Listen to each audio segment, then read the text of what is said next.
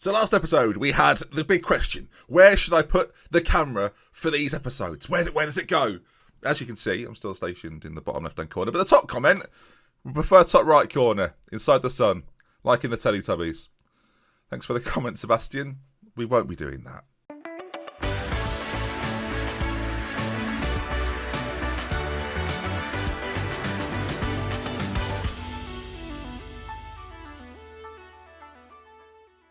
Hello there, folks. Welcome back to an episode of Thames AFC version 2. That doesn't make any sense at all. And we've played a few games since we last met. It was a 2 disappointing results really against Dorchester Town and the Walton Casuals, but we've bounced back a little bit. A couple of defeats thrown in there for good measure, but 5 wins. Bowers and Pitsea, Chertsey, Basingstoke, Chesham and VCD, all beaten.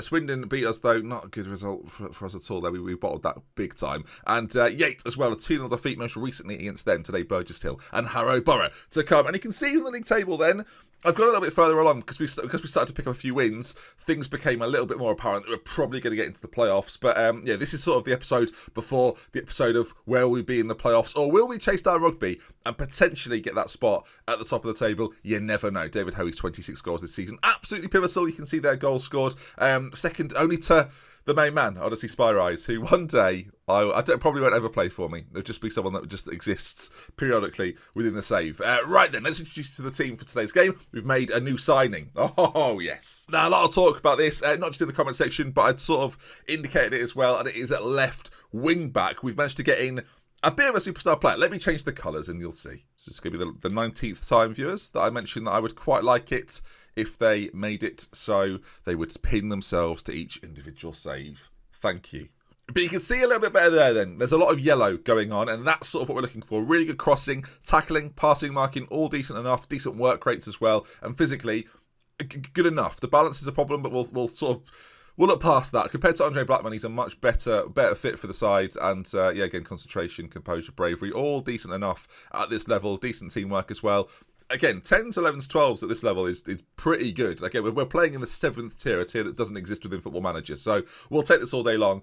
Fleming continues in goal. It's been slightly better more recently. Milton, Reeve and Holmes at the back, with Bourne playing just ahead of them. As I mentioned, Harfield on that left-hand side. Cousin Radkar, Cohen, Calder on the right, and Beaker behind Howie. That's a partnership that is flourishing once again. We did a few more goals from Beaker, though. I still think he should be doing slightly better. A player that will definitely be here for a couple more seasons and is on a lot of money.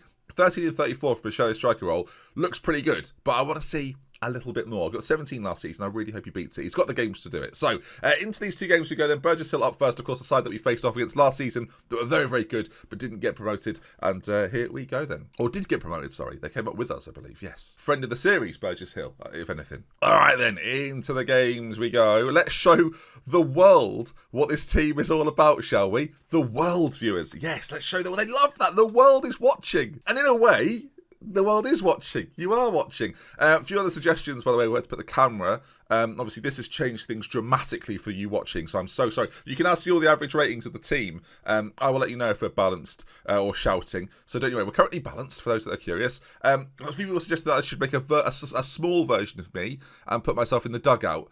Not something that we've done so far. On a square pitch, of course. I've just noticed there that we're pushed up very, very high. Ball in behind that is an excellent piece of goalkeeping, as the kick out is rapid. Goodness me. Oh, we're playing Odyssey Spy Rides. Of course we are. We face off against him every 3 games, it feels like. He's definitely become a big part of this. Apparently someone who's of Greek origins, that was nearly a brilliant save. They lead 1-0. Said that the name Odyssey Spy Rides isn't nearly as cool as I think it is. Disagree massively. They're winning 1-0. This man here is absolutely loving it, and I hate him. I want him gone. Stewards, can we place that man jumping up and down like a lunatic? Thank you. It's quite a nice pass. It was nearly a brilliant save by Fleming. He does well to get anything on it, I think. I don't think Michael Emery would have tried, so we'll take it. Sorry, Michael.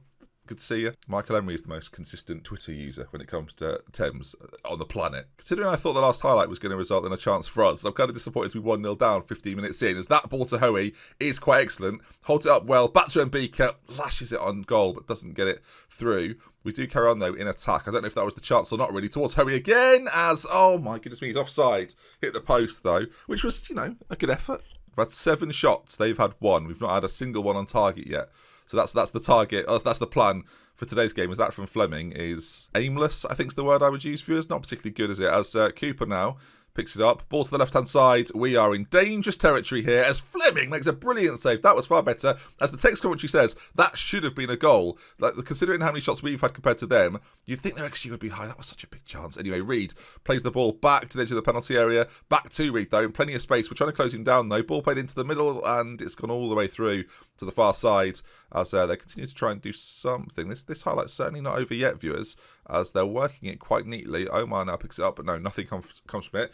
We need to start having some shots on target, boys. Can we work on that, maybe? Long throw in. Harfield, of course, taken over from Blackman, and his long throws are not nearly as good, not remotely as good, but we're still going to try, I think. Holmes forward to Hoey. That's the pass I love to see. Oh, viewers, how have we not scored there? That surely should have been a goal, right? We're not creating, we're just not being clinical at all as the ball towards Spyrides is headed away to Danso, and that problem on the left-hand side is persisting. It might need a change as they hit the post. Spyrides is going to get there as well. Can we stop him? Danso doesn't quite get on it and we clear it away, but they're looking threatening every time they come forward. 8 shots, an XG of 1.2, and we're not winning. I am... Okay, do I change anything? I mean, we've just got to start getting shots on target and we'll be leading. David Hoey's on a 6.9.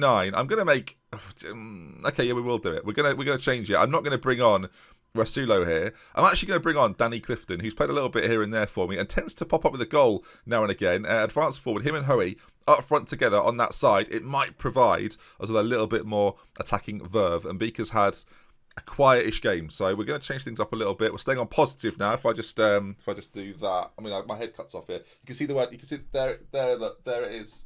I won't do that every time. Obviously, that'd be mental. Do we go attacking? I guess we shout them to do more. Do you take Hoey off? Do you put Cole? Maybe what we do here actually is we straighten things up a little bit. We get Reeve off as well. I'm going to make a few changes here. We're going to really mix things up to try and win this game. We're going to go for that, viewers. Blore comes on the right-hand side, Harfield on the other side, and the two up front now with Rasulo in behind. Let's see, 20 minutes to go. We need a goal. No shots on target from the 11 that we've had. 11! Is this a real game? We've got a long throw. Blore is going to throw it in. It's a really good long throw. Blimey. Really high, got some great height on it. Oh, viewers, look at the space he's got. Spyrides is going forward, and this is not good. This is not good. This is not good. Oscar Odyssey Spyrides. Have I been calling him Oscar Spyrides? Odyssey Spyrides, 32nd goal of the season in the battle of him and David Hoey. Well, there's only been one winner. They clear it away. We're pushing for the goal late on, and yeah, you can't really blame Dean Fleming in goal here. It's just a good finish from Spyrides, who continues to be a problem for us. The last few games we've seen together, viewers, have not been very good at all. It's fair to say. We're prone to these sorts of defeats, though. It feels like we're not necessarily ready to go up yet because of how many defeats we're having, as I mean, all over the show here, viewers. I mean, a block is put in. Holmes there does really quite well. The ball forward, Clifton. He's come off the bench. Can he get the goal? Clifton. Oh, boys. I mean, I think it was on target, so we'll take that at least. So our first shot on target, we've got a 1 goal XG higher than them based on all the chances we've had as the ball played in. Is not very good. And Schmidt claims, I mean, it's going to take some comeback here, viewers. We've got ourselves another highlight. It's cleared away. Every time they break, Danzo now running forward. Sounding like a Brazilian wonder kid as the strike to Fleming's arms is well dealt with. There's such a problem. Burgess Hill, to be fair, you can see in the league table, back into the playoffs here. They're a decent side. 2-0 defeat, though. Not really good enough, is it, boys? Far from pleased with the result. I hope the world weren't watching, because that was embarrassing. Oh, what are the social media guys gonna say? I can't wait. I look forward to this every time. A few of you have been tweeting me saying that you look forward to seeing what this says now. Ayodeji, hopefully said Stanley. Not happy with that in the slightest. Disaster of a result. The boss has some explaining to do. Goodness me. And Antoine Kuhl, maybe a family member of Kuhl who plays for us. That was rubbish, wasn't it? Hashtag Thames versus Burgess. So, yes, it was. Fair enough. Really not good at all. Oh, we've also had Regen Day. It's probably worth saying as well. I know, obviously, everyone's a big fan of the Regen Day. We're expected to have a golden generation. Well, Richard Musa is the most complete currently of the players we've got. Mental's really, really good at that age. But, yeah, 15-year-old centre-back. We'll have to wait and see if he develops into anyone. Some of these players will surprise me and develop quicker than others. Joseph Bennett, another example of the players that are coming through. When they say golden generation... well, they say golden generation, don't they? They say the words. No, like, quick strikers. I would quite like a really fast striker who could come off the bench and play for me, but that's just not happening at the moment. All right, a week to go before we play Harrow Borough. They're 10th. It's away from home, and it's a game, when you look at the way that the league season is shaping up and the way the playoffs are shaping up, it's a game that if we win, we're probably securing our spot. If we lose...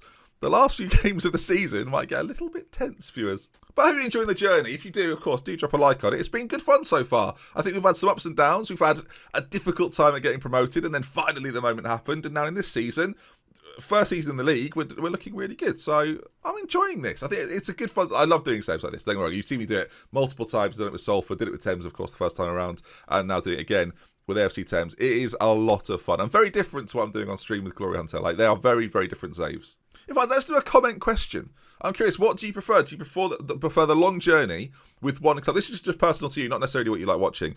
The long journey with you, or sort of more of a journeyman where you're building yourself up to be the best manager in world football? Or do you want to do that at one team? In the comment section, I'm going to read through some of these. This is an interesting question to me. As viewers, what do you like to do? And then you can use the rest of the episode to type out your comment. You see? We're working together here, viewers. I've spent 5 days working on Streamer Showdown stuff. I know I mentioned it a few times. I'll mention it again this week, I'm sure, a few times. A few more times. It's the online competition, of course, we do on Twitch. Making it bigger and better. Sponsored by KFC, real KFC, chicken-based KFC are sponsoring the Streamer Showdown. They sponsored one last year. They're back for the first season of FM21. And it's going to be exciting. If you want to win some free chicken, make sure you come around at the weekend and get yourself involved. All right then, gang. Team-wise, and system-wise, really, we're going to stick to what we've played all season. There might be an argument to say that at some point we do need to start changing things up a little bit. We are getting maybe a little bit stale, which is a concern. I'm just seeing there, by the way, last 5 games, a Cohen is on a 6.48. We have players to come in and play ahead of him, and I think it's probably time to make that move. He's going to step out for a game. He's clearly not in good form. I didn't quite realise just how bad it was. So in comes Aaron Cool. Is there other players that maybe need a switch around? And Beaker's playing slightly below what we're used to expecting. I think we'll stick with him for now, but again, there's got to be some consideration here of maybe changing things around just a touch. Andre Blackman as well might have to try and fight his way back in at some stage. A 2-0 defeat on the debut of Harfield at left back is not ideal. All right, I've not told them to show the world this time. With the away teams, we're wearing the yellow and black kit today, as that building over there is fantastic. Wow, Harrow really have got themselves sorted out, haven't they? We're going to stay on balance for the whole game. I'm not going to I think sometimes in videos you can be guilty of over-changing or under-changing, right? Because you're doing commentary, it's very much in the ebb and the flow of the game.